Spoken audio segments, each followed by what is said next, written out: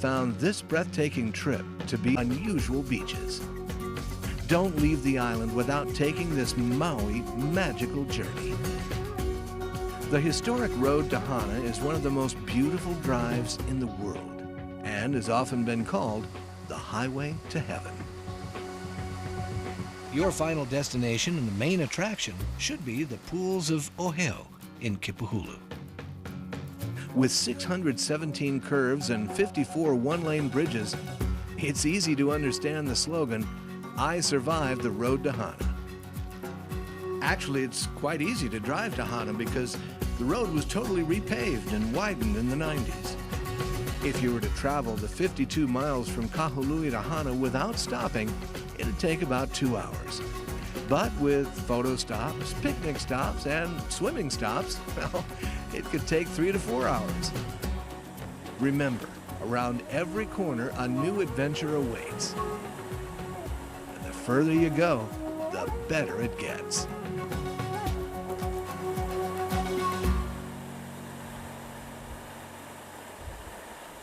Paia Town is the gateway to the road to Hana. Paia has gone through many changes throughout the decades, which is probably why the town has so much character. This is your last chance to gas up and buy food and water.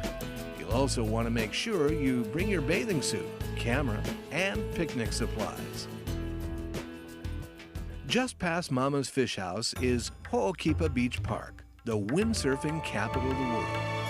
If conditions are right, you might be able to take a spectacular photograph of world-class windsurfers in action. Remember, you're on an adventure, so be sure and stop and enjoy the many fruit and flower stands along the way. Mile marker 3 is where your trip really starts to get interesting. Here, the narrow road begins to take on a life of its own. Civilization quickly becomes a thing of the past. Soon you're entering one of the few rainforests accessible by a vehicle. This might be one of the few times on your vacation that you're hoping for rain. A little bit past mile marker 9 is the Waikamoi Nature Trail. It's an ideal place to stretch your legs. At the top of the trail is a peaceful bamboo forest.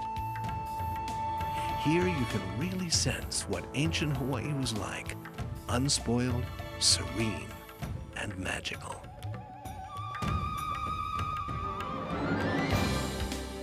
All along the way, especially if it's raining, you'll find dozens of waterfalls that you can see from your vehicle. Another popular stop is Kaumahina Park. Here you'll be able to catch your first glimpse of the Hana coast. The Kenai Peninsula comes next. Just past mile marker 15, it's the first left turn after the Arboretum. This village area is legendary for its taro farming, which has been passed down through generations of families, and it's still one of the major commercial taro farming regions in the state.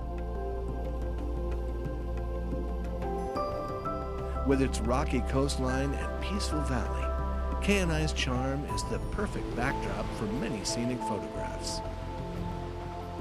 Back on the Hana Highway and up the hill to the left is the Kenai Lookout. It's a fantastic place for a picnic with a bird's eye view. Right about now, you might be looking for a real public restroom. Well, pull over at Pu'aka'a State Park. Here, you'll also find waterfalls, a swimming pond, and a picnic area. Your next stop should be the lush 120-acre Wainapanapa State Park. The Hawaiian meaning for Wainapanapa is glistening waters. Inside the park is an unusual black sand beach. Once you reach Hana, you'll discover that it's really quite a charming little town. Its charm comes from its people, and of course the unspoiled natural beauty.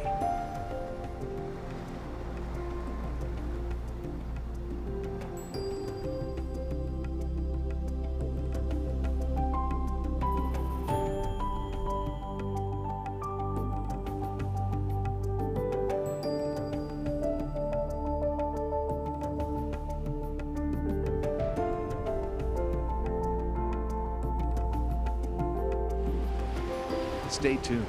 There's more about Hana after these messages.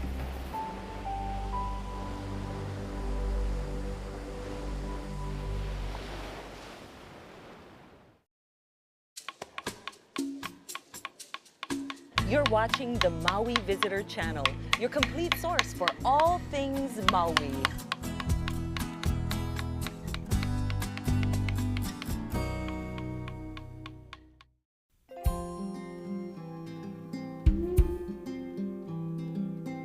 Continuing past Hana, you'll come to the Hamoa Beach Loop.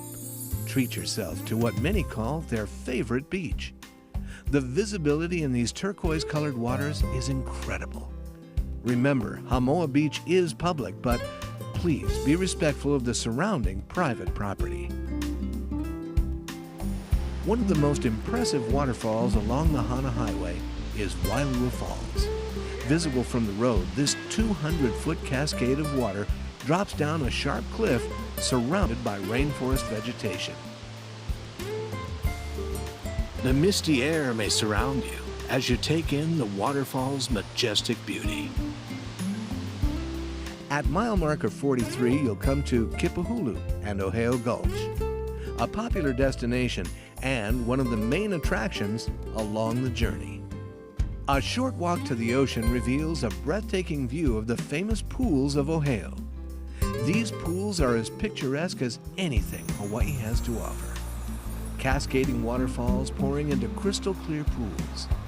The last pool actually touches the ocean. While being immersed in this pristine water, you might want to look around and imagine what the ancient Hawaiians might have thought of these beautiful pools.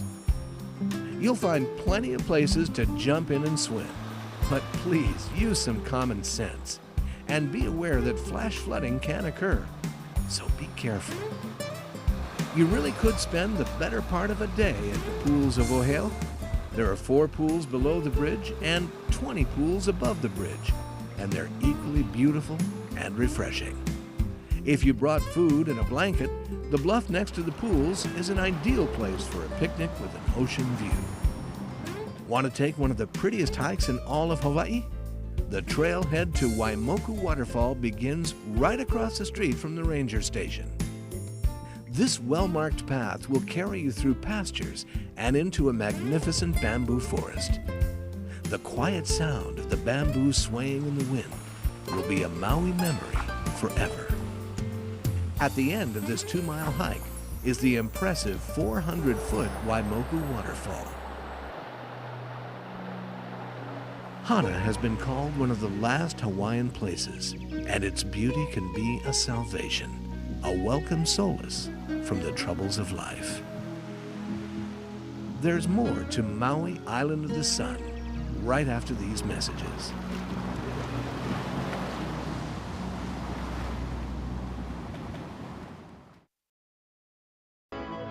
You're watching the Maui Visitor Channel, MVC, your complete source for all things Maui.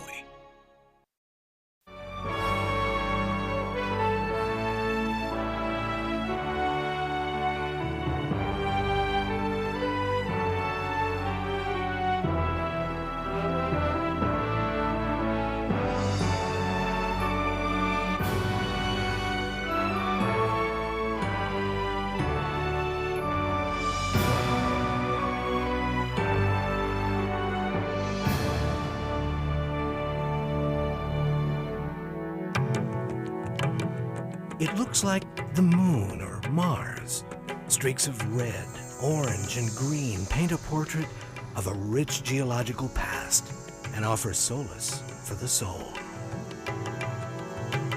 Sunrise at Haleakala lifts the spirit.